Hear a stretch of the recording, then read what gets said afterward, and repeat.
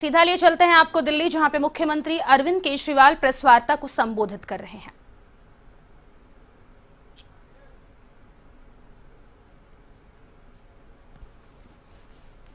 उन्होंने केवल मुझे गाली गलौज किया है, केजरीवाल भ्रष्ट है, केजरीवाल ये है, केजरीवाल ऐसा है, केजरीवाल वैसा है।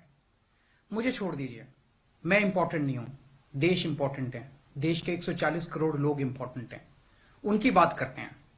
मैं आपसे पूछना चाहता हूं कि आज हम पूरा देश मिलके, सारी सरकारें मिलके अपने देश के बच्चों को रोजगार देने में असमर्थ हैं। जो इतनी भारी संख्या में बाहर से आप पाकिस्तान, बांग्लादेश के लोगों को हमारे देश में लाके बसाना चाहते हो, उनको नौकरियां कहां से दोगे? उनके लिए नौकरियां कहां से आएंगी? पहले अपने बच्चों के लिए तो नौकरी का इंतजाम कर लो। ये मेरा कल मूल प्रश्न था। उनके लिए घर कहां से आएंगे जो आप इतनी बड़ी संख्या में पाकिस्तान से, बांग्लादेश से लोगों को लाके अपने देश में बसाना चाहते हो, माइग्रेशन करवाना चाहते हो? वो उनके लिए घर, उनके लिए नौकरियां, उनके लिए संसाधन कहां से आएंगे? अपने देश में इतनी गरीबी है, अपने देश में ऑलरेडी लोगों के पास नौकरियां नहीं है, घर नहीं है, उनको कहां से लाके बसाओगे? आजादी के बाद काफी बड़े स्तर के ऊपर माइग्रेशन हुआ था। बहुत सारे लोग भारत से पाकिस्तान और बांग्लादेश गए थे और बहुत सारे लोग वहां से इधर आए थे। अब जो ये माइग्रेशन इस सीए की वजह से होने वाला है, ये उससे कहीं ज्यादा बड़ा माइग्रेशन होने वाला है। पाकिस्तान, बांग्लादेश, अफगानिस्तान, इनका कहना है कि सीए के तहत इनके अल्पसंख्यक जो हैं, वो अगर भारत में आके रहना चाहेंगे तो उन्हें उस बात की मंजूरी दी जाएगी, उन्हें हमारे भारत की नागरिकता दे दी जाएगी। इन तीनों देशों में मिला के लगभग 2.5 से 3 करोड़ अल्पसंख्यक रहते हैं। पाकिस्तान, बांग्लादेश और अफगानिस्तान में मिला के लगभग 2.5 से 3 करोड़ अल्पसंख्यक रहते हैं। वहां बहुत गरीबी है, उनके पास रोजगार नहीं है। भारत में आना और भारत की नागरिकता मिलना उनके लिए तो बहुत बड़े सपने की तरह है। और अगर हमने भारत के दरवाजे खोल दिए, इतनी बड़ी संख्या में लोग आने वाले हैं जिसकी हम कल्पना भी नहीं कर सकते। इन 2.5-3 करोड़ लोगों में से अगर 1-1.5 करोड़ लोग भी आ गए तो कहां बसाया जाएगा उनको? क्या करेंगे उनका? ये मेरा प्रश्न था माननीय गृह मंत्री जी, जिसका जवाब आपने नहीं दिया। आपका यह कहना है कि 2014 से पहले के लोगों को, जो आ चुके 2014 से पहले, उनको बसाया जाएगा। मैं आपसे पूछना चाहता हूं, 2014 के बाद आना बंद हो गया? 2014 के बाद भी आ रहे हैं, अभी तक आ रहे हैं, रोज आ रहे हैं। तो अभी तक 2000 जो इलीगल माइग्रेंट आते थे, जो घुसपैठिए हमारे देश के अंदर आते थे, वो डरते थे कि अगर आ गए तो हमें निकाल देंगे, हमें पकड़ लेंगे, हमें जेल में डाल देंगे। उन्हें डर रहता था क्योंकि वो इलीगल थे।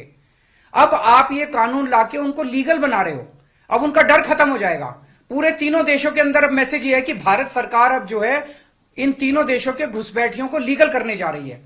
तो ये 2014, आज आप 2014 वालों की बात कर रहे हो, कल आप 2019 के पहले वालों की बात करोगे, फिर ये डेट एक्सटेंड करके 2024 कर दोगे, क्योंकि घुसपैठिए तो आ ही रहे हैं।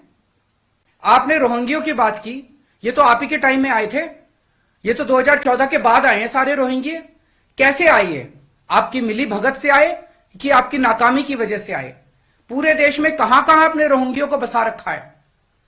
तो जो इतने एक तरह से दरवाजा जो खोल रहे हो, इनको जो लीगल बना रहे हो, ये देश के लिए बहुत खतरनाक है। और इतनी भारी संख्या में इसके बाद घुसपैठिए आने वाले हैं जिसकी हम कल्पना भी नहीं कर सकते। आज जो 2014 के पहले भी आए थे, हमारे देश के अंदर उनके अधिकार नहीं है। आप उनको नागरिकता देके अब सरकारी नौकरियों दी जाएंगी उनको। पाकिस्तान से आए हुए घुसपैठियों को हमारे देश के अंदर अब सरकारी नौकरियां दोगे आप। उनको उनके राशन कार्ड बनाएंगे हम लोग। आज दिल्ली के अंदर 72 लाख लोगों के राशन कार्ड हैं, वो कम पड़ते हैं। हम बार बार केंद्र सरकार को लिखते हैं, भाई हमारे दिल्ली के अंदर गरीब ज्यादा है, राशन कार्ड बढ़ाने की इजाजत दो। उनके राशन कार्ड बढ़ाने की इजाजत नहीं देते और पाकिस्तान से लाके उनके राशन कार्ड बनाओगे आप, पाकिस्तान और बांग्लादेश के लोगों का। ये तो सही नहीं है।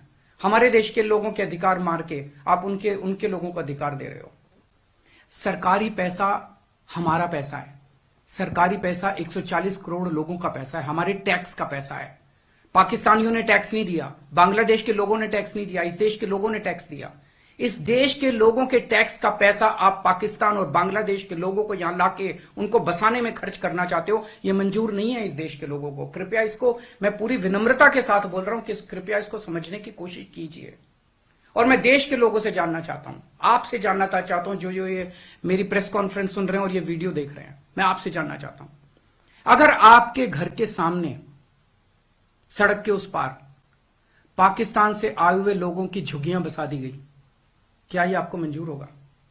कौन लोग हैं जो ये पाकिस्तान से आ गए? कौन लोग हैं जो ये बांग्लादेश से आ गए? क्या आपकी बहू बेटियां सुरक्षित होंगी? अगर वहां पे आए हुए लोगों को बसा दिया गया, पाकिस्तान के लोगों को पूरे देश के अंदर जगह जगह बसा दिया गया, क्या आपको ये मंजूर होगा? क्या आप अपने आप को उनके बीच में सुरक्षित महसूस करोगे? और कौन होंगे ये लोग? क्या देश सुरक्षित होगा? पता नहीं कैसे लोगों को पाकिस्तान ही भेज देगा, बहुत सारे लोगों को हमारे देश के अंदर। क्या हमारा देश सुरक्षित होगा?